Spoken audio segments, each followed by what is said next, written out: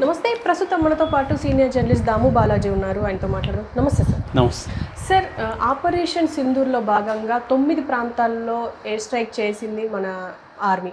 కానీ ఎక్కడెక్కడ చేసింది, ఎంత దూరంలో ఉంది సార్ ఇవన్నీ? ఆపరేషన్ సింధూర్ ప్రాంతంలో పాకిస్తాన్ లోపల 9 భూభాగాల మీద అటాక్ చేసింది. ఇందులో ప్రధానంగా ఉగ్రవాద శిబిరాలను మాత్రమే టార్గెట్ చేసింది. మిలిటరీ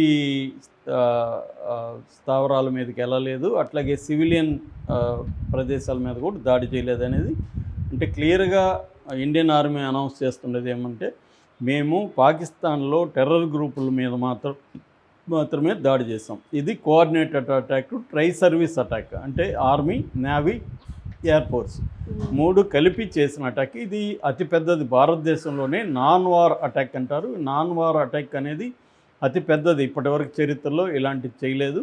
సో సక్సెస్ఫుల్గా చేశారు. ముఖ్యంగా ఎయిర్ ఫోర్స్కి సంబంధించి 3 రకాల ఎయిర్పోర్ట్ ఫ్లైట్ జెట్స్ పాల్గొన్నాయి. 3 రాఫెల్స్, ఒక SU-30, ఒక MiG-29, ఈ మొత్తం 5 పాల్గొన్నాయి. అవి కాకుండా స్కాల్ఫ్ మిసైల్స్ అంటారు, అది 200 కిలోమీటర్ల దూరానికి కూడా అక్యురేట్గా కొట్టగలదు. స్టెల్త్ దీంట్లో ఉంటుంది, అంటే కనబడదు. అది అలాంటి ఒక దీంట్లో ఉంటుంది. నైట్ దాన్ని రాడార్స్ కనిపెట్టలేవన్నమాట. స్టెల్త్ మోడ్ అంటారు. స్టెల్త్ మోడ్లో ఉండగలుగుతాం. సో ఇలాంటి వాటినంతా కూడా ఈసారి ఉపయోగించారు. ఇప్పటి వరకు ఈ స్థాయిలో హై టెక్ వార్ఫేర్ అనేది మనం పాకిస్తాన్ మీద ప్రయోగించలేదు. అది సర్ప్రైజ్ అనేది చెప్పాలి. ఎందుకంటే రాఫెల్ యుద్ధ విమానాలు మనం మొన్న కూడా ఫ్రాన్స్ దగ్గర నుంచి 7 బిలియన్ల వర్త్ రాఫెల్ విమానాలను కొన్నాం మనం. సో అంతకుముందు మనకి రష్యా ఈ విషయంలో సప్లై చేస్తుంది అన్నమాట.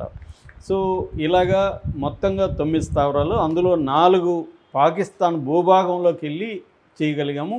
ఇంకొక 5 మాత్రం పాక్ ఆక్యుపైడ్ కాశ్మీర్లో జరిగింది. జనరల్గా వాళ్ళ పాకిస్తాన్లో దాదాపు 60 నుంచి 70 ఉగ్రవాద ట్రైనింగ్ శిబిరాలు ఉన్నాయనేది ఇండియా చెబుతుంది. ఇందులో ప్రధానంగా ఎక్కువగా ఈ పాక్ ఆక్యుపైడ్ కాశ్మీర్ ప్రాంతంలో ఉంటుంది. LOC గట్టుపక్క.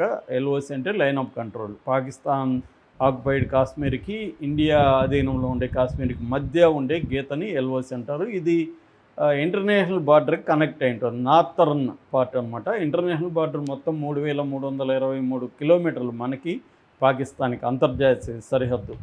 ఇప్పుడు ఏం చేసామంటే, మనం అంతర్జాతీయ సరిహద్దు లోపల ఉండే పాకిస్తాన్ భూభాగంలో అటాక్ చేయగలిగాం. అది 4 ప్లేసులు. ఒకటి బహవల్పూర్ అనేది జైషే ఈ మహమ్మద్ అనే ఒక టెర్రరిస్టు ప్రధాన స్థావరం. రెండోదేమో మురేట్కే అనేది లష్కర్-ఈ-తోయిబా ప్రధాన స్థావరం. 4వది ముజఫర్పూర్ అండ్ 5వది సియాల్కోట్. 4వది సియాల్కోట్. మొత్తం 4 స్థావరాల మీద చేసాం. Bahawalpur and Muridke and Muzaffarpur and Sialkot. ఈ 4 పాకిస్తాన్లో భాగంలో ఉంటాయన్నమాట. ఇవి ఇస్లామాబాద్కి, లాహోర్కి దగ్గరలో ఉంటాయి. సో ఓవరాల్గా మనం ఈ 9 స్థావరాలు ఏంటనేది నేను డీటెయిల్గా చెప్తాను. ఒకటి, అంతర్జాతీయ సరిహద్దుకి 100 కిలోమీటర్ల దూరంలో ఉండే బహవల్పూర్. ఇది బహవల్పూర్ అనేది ఇందాక చెప్పిన ఇంటర్నేషనల్ బార్డర్ ఏదైతే ఉందో ఆ బార్డర్కి 100 కిలోమీటర్ల దూరంలో పాకిస్తాన్లో ఉంటుంది. అంటే పాకిస్తాన్ లోపలికి మనం ఇంత దూరం వెళ్ళి అటాక్ చేయడం అనేది ఫస్ట్ టైం అనమాట.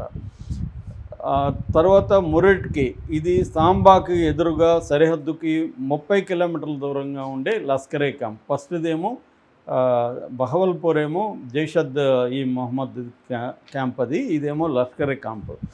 తర్వాత సరిహద్దు నియంత్రణ రేఖ అంటే LOC దగ్గర ఉండే రాజౌరి అనే ఏరియా ఉంటుంది. ఇప్పుడు మనకి వాళ్ళకి రాజౌరి, పూంచ్ ఈ ఏరియాలోనే ప్రస్తుతం కూడా రాత్రి నుంచి యుద్ధం జరుగుతుంది. అక్కడ మన వాళ్ళు కూడా 3 మంది సివిలియన్స్ చనిపోయినారు. ఈ ప్రాంతంలో ఉండే గుల్పూర్ అనే ఒక ఏరియాలో కూడా ఈ టెర్రర్ క్యాంప్ మీద మనం దాడి చేసాం.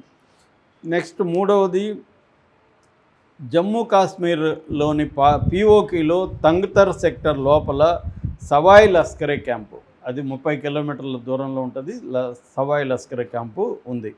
అట్లాగే JM లాంచ్ ప్యాడ్ అంటారు. అంటే క్యాంప్స్ 2 రకాలుగా ఉంటాయి టెర్రరిస్టులది. ఒకటి ఇంటీరియర్గా ఉండి వాళ్ళకి ట్రైనింగ్ ఇచ్చే క్యాంపు.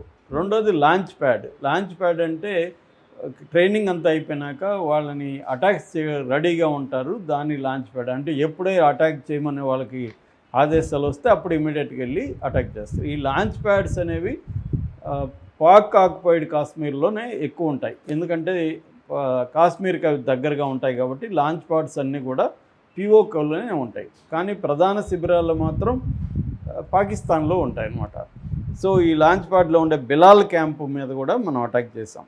అట్లాగే రాజౌరికి ఎదురుగా ఎల్ఓసి దగ్గరగా 10 కిలోమీటర్లు ఉండే బర్నాలా క్యాంప్ అనేది ఉంది. ఆ క్యాంప్ మీద కూడా దాడి చేసాం. అట్లాగే సాంబా కతువా ఇంటర్నేషనల్ బార్డర్, ఇది సాంబా కతువా ఇంటర్నేషనల్ బార్డర్కి 8 కిలోమీటర్ల దూరంలో ఉండే సజ్జల్ క్యాంపు, ఈ సజ్జల్ క్యాంపు కూడా మనం అటాక్ చేయగలిగాం. అట్లాగే అంతర్జాతీయ సరిహద్దుకు 15 కిలోమీటర్ల దూరంలో ఉండే సియాల్కోట్ అనేది పాకిస్తాన్ భూభాగంలో ఉంటుంది. అక్కడ కూడా హెచ్ఎం ట్రైనింగ్ క్యాంప్ అంటారు దీన్ని. ఇది మొహమూనా క్యాంప్. ఈ మొహమూనా క్యాంప్ మీద కూడా మనం దాడి చేసాం. సో ఇవి మొత్తంగా 9 ప్రాంతాల్లో మనం దాడులు చేసిన డీటెయిల్స్. అయితే పాకిస్తాన్ మాత్రం అది ఒప్పుకోవట్లేదు. పాకిస్తాన్ ఏం చెప్తుందంటే మొత్తం వీళ్ళు మసీదుల మీద చేశారని. వాళ్ళు ఆ మసీదుల లిస్ట్ కూడా ఇచ్చారు. కోట్లీలో ఉండే అబాట్ మసీదు, బహవల్పూర్లో ఉండే మాస్క్ మసీదు, ముజఫర్పూర్లో ఉండే బలాల్ మసీదు, మురీడ్కోడ్లో ఉండే ఉమల్ ఖురా మసీదు, ఈ మసీదు మీద దాడులు చేశారు వీళ్ళు. క్యాంప్స్ అసలు లేవు మా దేశంలో. మొన్న కూడా మేము జర్నలిస్టులని ఎల్ఓసికి పక్కన్న వాళ్ళు పాక్ ఆక్యుపైడ్ కాశ్మీర్ అని వాళ్ళు అంటారు, వాళ్ళు పాక్ అడ్మినిస్ట్రేటెడ్ కాశ్మీర్ అని వాళ్ళు అంటారు. మనం పాక్ ఆక్యుపైడ్ కాశ్మీర్ అని మనం అంటాం. సో పాక్ అడ్మినిస్ట్రేట్ అంటే మా అధీనంలో ఉన్న కాశ్మీర్ తీసుకెళ్ళి మేము జర్నలిస్టులు కూడా చూపించాం. క్యాంపులు ఎక్కడ ఉన్నాయో మీరే చూసుకోండి ఇక్కడ అని వాళ్ళు అంటున్నారు. సో క్యాంప్స్ అసలు లేవు, టెర్రర్ క్యాంప్స్ అనేవి లేవు. ఒకప్పుడు ఉన్నమాట వాస్తవమే. ఎప్పుడు 2000 కంటే ముందు అప్పుడు ఆఫ్ఘనిస్తాన్లో రష్యా సైన్యంలో ఉన్నప్పుడు మేము అమెరికా, యూకే వీటి కోసం అయితే చేశామని వాళ్ళ డిఫెన్స్ మినిస్టర్ కూడా ఒప్పుకున్నాడు స్కై న్యూస్తో కూడా. దాదాపు 3 దశాబ్దాల పాటు మేము టెర్రరిస్టులకి ట్రైనింగ్ ఇచ్చాము, ఆశ్రయం ఇచ్చాము, వాళ్ళని వివిధ దేశాలకు పంపించాము. ఆ డర్టీ వర్క్ మేము మీకోసమే చేసామనేది వాళ్ళ వెస్ట్రన్ కంట్రీస్కి చెప్పాడు ఆయన. కానీ 2000 తర్వాత అంటే అమెరికన్ ట్విన్ టవర్స్ పేలిన తర్వాత మేము టెర్రరిజాన్ని ప్రోత్సహించడం ఆపేసాము. దాని తర్వాత ఎప్పుడైతే ఆపేసామో మేమే టెర్రరిజానికి బాధితులము. ఇప్పటి వరకు మా దేశంలో 90,000 మంది ప్రజలు టెర్రరిజానికి బలైపోయారు. సో అట్లాగే బలూచి టెర్రరిస్టులకు వెనకాల ఇండియానే ఉంది. ఈ మధ్య కూడా జఫర్పూర్ ఎక్స్ప్రెస్, నిన్న కూడా ఒక బలూచిస్తాన్ ఆర్మీ పాకిస్తాన్ ఆర్మీ మీద అటాక్ చేస్తే 7 మంది పాకిస్తాన్ సైనికులు చనిపోయారు. ఇదంతా కూడా ఇండియానే వాళ్ళకి ఆయుధాలు ఇవ్వడం, ట్రైనింగ్ చేయడం అవన్నీ ఇండియా చేస్తుందని రివర్స్లో వాళ్ళు ఆరోపిస్తున్నారు. ఏదేమైనా ఇండియా మాత్రం సక్సెస్ఫుల్గా అనుకున్న టార్గెట్ని 9 ప్రాంతాల్లో కోఆర్డినేట్ టార్గెట్ని 23